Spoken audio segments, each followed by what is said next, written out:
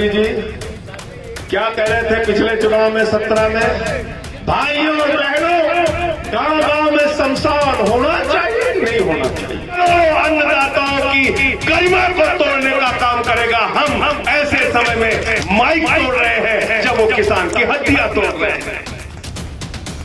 बाबा जी को लगने लगा कि अब तो सत्ता जाने वाली है, अब तो चला चली की बेला आ गई, तब ये कानून वापस लिया गया।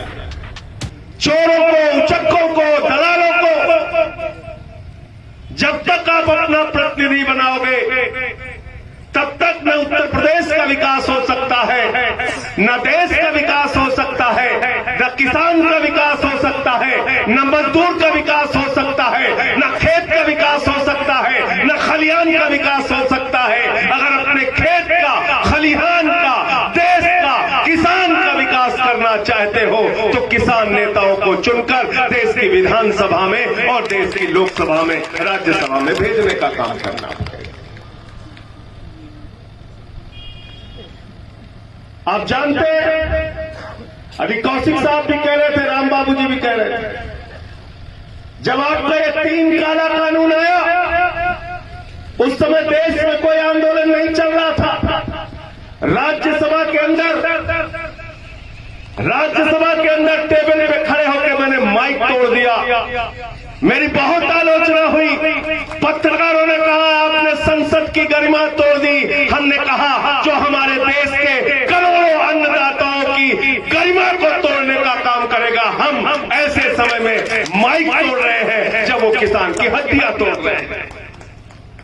मुझे निलंबित किया गया तो मैंने प्रधानमंत्री जी से कहा, प्रधानमंत्री जी मैंने संसद का माइक तोड़ दिया, मुझे निलंबित कर दिया, तुम किसानों की हड्डियां तोड़ रहे हो, तुमको भी निलंबित होना चाहिए कि नहीं होना चाहिए बताओ। 750 किसानों की शहादत हो गई इस आंदोलन में। आजादी के बाद सबसे लंबा आंदोलन हिंदुस्तान के इतिहास में चला।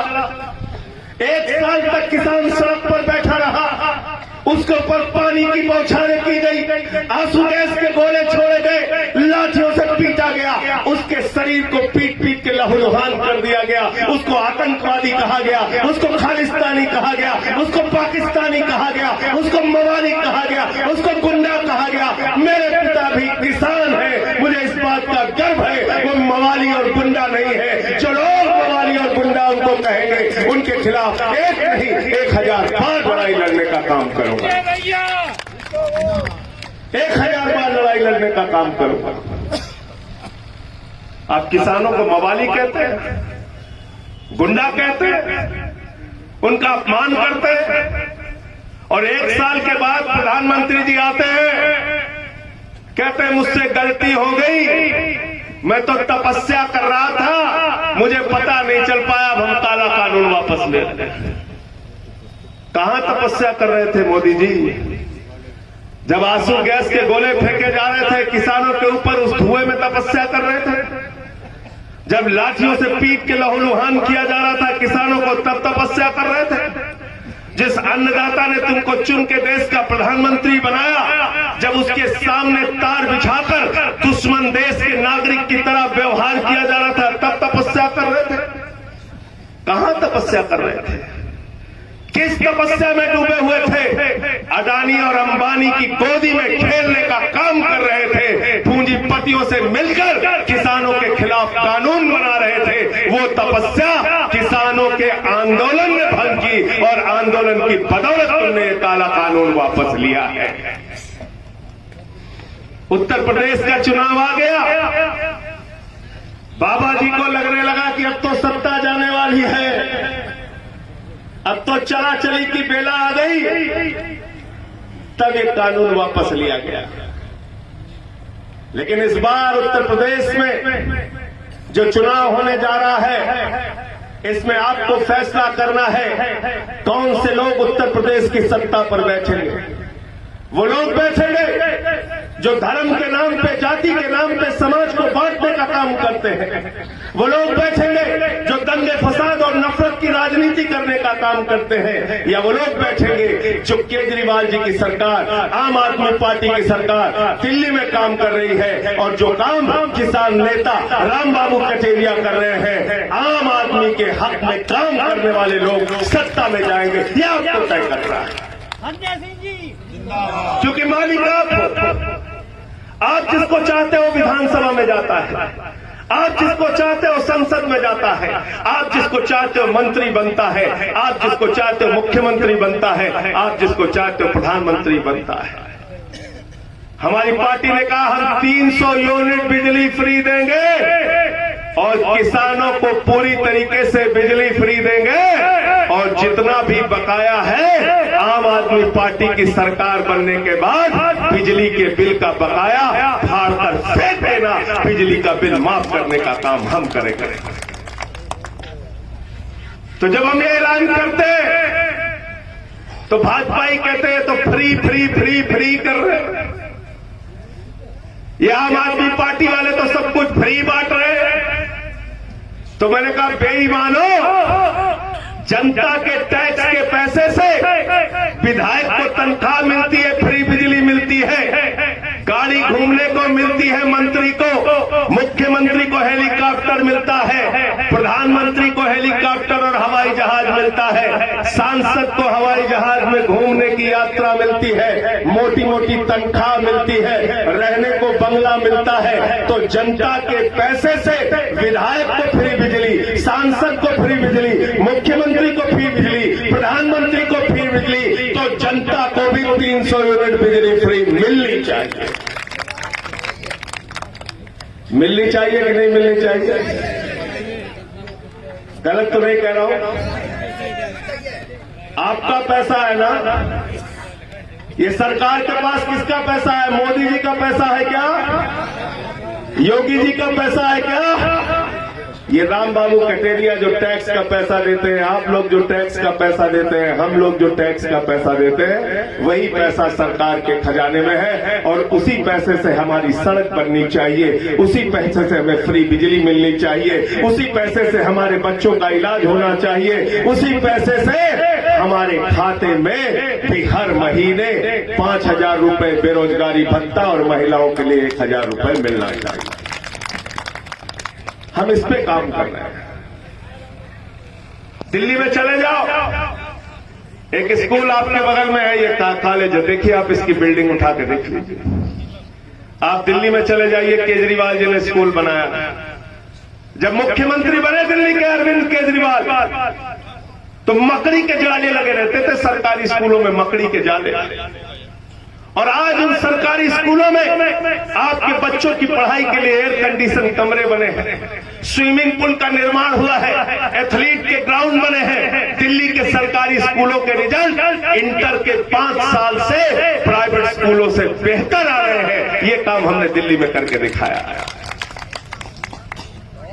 तो हम जनता के लिए काम कर रहे हैं। मोहल्ला क्लिनिक हमने बनाया, दवाएं वहां पर फ्री दी जाती है, इलाज फ्री दिया जाता है, शिक्षा फ्री दी जाती है। और उसके बावजूद दिल्ली का बजट मुनाफे का बजट है। आपको मालूम है कि नहीं मालूम? इतना सारा पैसा जनता के ऊपर खर्च करने के बाद बिजली फ्री, पानी फ्री, शिक्षा फ्री, माताओं बहनों के लिए बस की यात्रा फ्री, स्वास्थ्य फ्री, दवाएं फ्री, ये सब कुछ देने के बाद दिल्ली का बजट मुनाफे का बजट है, क्योंकि दिल्ली में आम आदमी की सरकार है, आपकी सरकार है। वहां चोर नहीं बैठे और यहां आप सालों साल से सरकार पे सरकार, सरकार पे सरकार बनाते जा रहे हो, लेकिन आपका भला नहीं हो रहा। क्यों भला नहीं हो रहा? कभी सोचा आपने? आज रात को घर में जाना तो सोचना, जरा 1 मिनट के लिए सोचना, किन लोगों को आपने सत्ता में पहुंचाया है। केजरीवाल चुनाव प्रचार में जाते हैं तो कहते हैं स्कूल बनाएंगे, संजय सिंह चुनाव प्रचार में जाते हैं तो कहते हैं अस्पताल बनाएंगे, आम आदमी पार्टी वाले चुनाव प्रचार में जाते हैं तो कहते हैं उद्योग धंधे लगाएंगे, सड़कें बनाने का काम करेंगे। भारतीय जनता लोग चुनाव प्रचार में जाते हैं तो कहते हैं गांव गांव में शमशान बनाएंगे। कहते हैं कि नहीं कहते? क्या पूछ रहे थे मोदी जी? क्या कह रहे थे पिछले चुनाव में 17 में? भाइयों और बहनों, गांव गांव में शमशान होना चाहिए कि नहीं होना चाहिए? कह रहे थे कि नहीं कह रहे थे? तो आपको शमशान चाहिए कि स्कूल चाहिए? क्या चाहिए? जोर से बोलिए, मोदी जी के कान तक पहुंच जाए। जोर से बोलिए, शमशान चाहिए कि स्कूल? शमशान चाहिए कि अस्पताल? शमशान चाहिए कि 300 यूनिट बिजली फ्री? बिजली फ्री चाहिए। हमको शमशान नहीं चाहिए, क्योंकि हमने देखा शमशान, हमने देखा कोरोना की महामारी में हर घर से लाशें उठी। हमने देखा गंगा नदी की घाट पे लाशें सड़ रही थी, कुत्ते नोच रहे थे। हमने देखा बाबा जी के राज में शमशान घाट में लकड़ियां नसीब नहीं हुई। ये शमशान बनाने वाले लोग हिंदुस्तान को आगे नहीं ले जा सकते। याद रखना, जो लोग हिंदुस्तान में आपके बच्चों की स्कूल बनाने की, अस्पताल बनाने की, शिक्षा देने की, इलाज देने की बात करेंगे, वो हिंदुस्तान को तरक्की पर लेके जाएंगे। ये बेईमान हिंदुस्तान का विकास नहीं कर सकते। ये दंगे करा सकते हैं, फसाद करा सकते हैं, शमशान बना सकते हैं, लेकिन स्कूल नहीं बना सकते। इसलिए आपसे हाथ जोड़कर निवेदन करने के लिए आया हूं। राम बाबू कटेरिया से मैंने कहा था कि कटेरिया साहब, आपने जिंदगी का 70 साल किसानों के लिए लड़ते हुए बिता दिया। अब इस बार चुनाव में झाड़ू हाथ में ले लो, बेईमानों का सफाया करने के लिए। झाड़ू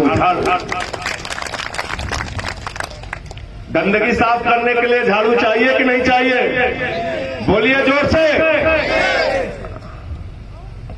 आपने अपना प्रयास कर लिया, आपने जनता का भी मान रख लिया। आपको टिकट कहां से मिलता है नहीं मिलता है इसकी मैं बात नहीं कर रहा, लेकिन आपको मैं अनुरोध करना चाहता हूं, आप आम आदमी के परिवार में आइए, हाथ में झाड़ू लेके इन बेईमानों का सफाया करेंगे माठ के क्षेत्र से। अपने को ताकतवर बनाना है, किसान को, आम आदमी को ताकतवर बनाना है। और एक कहानी सुना के अपनी बात को खत्म करूंगा। एक बार एक हंस और हंसनी रास्ता भटकते भटकते भटकते भटकते रेगिस्तान में पहुंच गए। रेगिस्तान का इलाका था, बहुत गर्मी थी, धूप थी। हंस और हंसनी परेशान होने लगे। हंसनी ने अपने हंस से कहा, अरे हंस, ये किस इलाके में लेके चला आया? यहाँ न फल है, न फूल है, न पौधे हैं, न वृक्ष है, न हरियाली है, न झील है, न झरने। ये किस रेगिस्तान में लेके चला आया? हंस ने हंसनी से कहा, प्रिय इंतजार करो, अभी रास्ता मिल जाएगा। भटकते भटकते भटकते भटकते शाम हो गई। शाम होते होते एक पेड़ दिखा। उस पेड़ के नीचे हंस और हंसनी पहुंचकर बैठ गए। उस पेड़ के ऊपर एक उल्लू बैठा हुआ था। उल्लू। हंसनी ने फिर हंस से कहा, अरे एक ऐसा इलाका है, ये इलाका तो रेगिस्तान है, यहां तो पेड़ भी नहीं है, पौधे भी नहीं है, झील भी नहीं है, झरने भी नहीं है, हरियाली भी नहीं है, खुशहाली भी नहीं है। फिर हंस ने समझाया, प्रिय रात बीत जाने दो, जैसे ही सुबह होगी हम लोग फिर वापस हरिद्वार चले जाएंगे। और ये बातें वो ऊपर बैठा हुआ उल्लू सुन रहा था। रात बीती, सुबह हुई। हंस अपनी हंसनी का हाथ पकड़कर हरिद्वार के रास्ते जाने लगा। उल्लू पेड़ से नीचे आ गया। उसने हंसनी का हाथ पकड़ा और कहा, मेरी पत्नी को लेकर कहां जा रहे हो? हंस ने कहा, मैं हंस हूं, ये हंसनी है, मैं इसका पति हूं, ये मेरी पत्नी है। अरे तू तो उल्लू है, ये तेरी पत्नी कैसे हो गई? तो उसने कहा, शांत तो रहना, ये इलाका हमारा है, यहां के श्याम सुंदर शर्मा वही है। जब कह दिया कि पत्नी हमारी, तो पत्नी हमारी है। अब दोनों में झगड़ा बढ़ गया, पंचायत बटोरी गई। पंचायत में लोग इकट्ठा हो गए, कई गांव के लोग आ गए। लोगों ने पूछा भाई मामला क्या है? पंच बैठ गए। हंस रोता हुआ बोला, भाई साहब मैं हंस हूं, ये हंसनी है, मैं इसका पति हूं, ये मेरी पत्नी है। मैं भटकते भटकते हरिद्वार से इस रेगिस्तान के इलाके में आ गया। ये उल्लू कह रहा हंसनी उसकी पत्नी है, पंचों आप ही न्याय कर दो। पंचों ने कहा भाई मामला बहुत गंभीर है। बड़ी सभा लगी हुई थी, पंचायत बैठी हुई थी। पंच लोग पीछे गए, बोले भाई क्या फैसला करना है? बोले देखो बात तो हंस ठीक कह रहा है, हंसनी पत्नी तो हंस की है, लेकिन ये हंस और हंसनी तो अभी हरिद्वार चले जाएंगे। हम लोगों को तो रहना उल्लू के बीच में है, इसलिए फैसला उल्लू के हक में देना है। पंच लोग वापस आए। पंचों ने कहा भाई फैसला हो गया। हंस ने कहा भाई क्या फैसला हुआ? बोले फैसला ये हुआ कि हंसनी उल्लू की पत्नी है और हंस को गांव छोड़ने की इजाजत दी जाती है। हंस रोने लगा, चीखने लगा, चिल्लाने लगा। उसने कहा ये कैसे पंच है? मेरी पत्नी मुझसे छीन ली, मुझे गांव से जाने को कह रहे। रोता हुआ चीखता हुआ वो हंस गांव छोड़कर जाने लगा। उल्लू फिर आया उसके पास, उसने उसका हाथ पकड़ा, बोला मित्र हंस सुनो, कहां जा रहे हो? हंस ने गुस्से से बोला, अरे उल्लू तूने मेरी पत्नी ले ली, अब मेरी जान लेगा क्या? हंस उल्लू ने कहा न तुम्हारी पत्नी लूंगा न तुम्हारी जान लूंगा, लेकिन कल रात को जब मैं पेड़ पर बैठा था तुम्हारी पत्नी कह रही थी ये कैसा रेगिस्तान का इलाका है, यहाँ न पेड़ है न पौधे हैं न झील है न झरने हैं न हरियाली है न खुशहाली है। तो मित्र यहाँ पर ऐसे पंच रहते हैं जो उल्लुओं के हक में फैसला सुनाते हैं, इसलिए ये इलाका रेगिस्तान है। तो आपके बीच में एक हंस खड़ा है। राम बाबू जी खड़े हो जाओ। इनके हक में फैसला सुनाना है कि नहीं सुनाना है? उल्लुओं के हक में फैसला सुनाना बंद करो, अब इनके हक में आपको फैसला सुनाना। हाथ उठा के बताइए पीछे तक। साथियों और दोस्तों, मैं आपसे यही निवेदन करने के लिए आया हूं कि इस बार इस क्षेत्र से, और इनके पास पैसे नहीं है क्योंकि चोर उचक्कों के पास पैसे होते हैं, बेईमानों के पास पैसे होते हैं, भ्रष्टाचारियों के पास पैसे होते हैं। ये सरकार जो आदित्यनाथ की चल रही है, जो ईमानदारी की बड़ी गाथा गाते हैं, इनकी ईमानदारी की कहानी मैं बता दूं। कोरोना की महामारी में आपकी जान जा रही थी। 800 रुपए का ऑक्सीमीटर 5000 में खरीदा गया, 1600 का थर्मोमीटर 13000 में खरीदा गया। जल जीवन मिशन में हजारों करोड़ का घोटाला किया गया। आपके बच्चों के लिए इस्तेमाल होने वाला वेंटिलेटर 8 लाख का वेंटिलेटर 22 लाख में खरीदा गया। अरे इन बेईमानों और भ्रष्टाचारियों ने तो हालत ये कर दी कि भगवान को भी नहीं छोड़ा। प्रभु श्री राम के मंदिर में 5 मिनट के अंदर 2 करोड़ की जमीन 16.5 करोड़ में खरीदी। कितने में?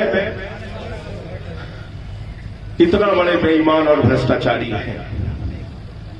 तो इनके पास पैसा नहीं है क्योंकि इन्होंने चोरी बेईमानी नहीं की। और मुझे खुशी हुई आज ये देखकर कि आपने राम बाबू कठेरिया से पैसा लेकर इस सम्मेलन में शामिल होने का फैसला नहीं किया, बल्कि यहाँ पर आके अपने पास से चंदा देकर आप इनको चुनाव लड़ाने की बात कर रहे हैं। मैं आपको हृदय से नमन करना चाहता हूँ, मैं आपको सर झुकाकर प्रणाम करना चाहता हूँ। अगर हिंदुस्तान की राजनीति में ऐसे किसान खड़े हो जाएं, ऐसे नौजवान खड़े हो जाएं जो अपने घर से पर्चा लेकर, अपने घर से 2-2, 4-4, 10-10, 20-20 रुपए देकर, 100-200 रुपए का चंदा देकर विधायक चुने, सांसद चुने, तो बेईमान संसद और विधानसभा में नहीं जाएंगे। हिंदुस्तान की राजनीति ईमानदार होगी। मैं आपको नमन करता हूं, मैं आपको नमन करता हूं। और ऐसे लोगों से आप लड़ने जा रहे हो, भाजपाइयों से जिन्होंने भगवान को भी नहीं छोड़ा। और भाजपाइयों के लिए मैंने एक गाना बनाया है कि देखो ऐ दीवानों ऐसा काम ना करो और राम का नाम बदनाम ना। और सीता मैया दुखी है भाजपा के काम से और सारा पैसा खा गए मेरे पति के नाम से। चंदा चोरी कर रहे हैं। जो लोग भगवान के नहीं हुए वो आपके क्या होंगे, जो राम के नहीं हुए वो आपके क्या होंगे। इन चंदा चोरों से सावधान हो जाना। चंदा देकर अगर चुनाव लड़ाओगे कटेरिया जी को, चुनाव जिताओगे तो जीतने के बाद ये आपके लिए काम करेंगे। और जो लोग चुनाव के समय में 1000-2000 रुपए लेकर वोट देने का काम करते हैं, उनको 5 साल लूटने का काम नेता करता है।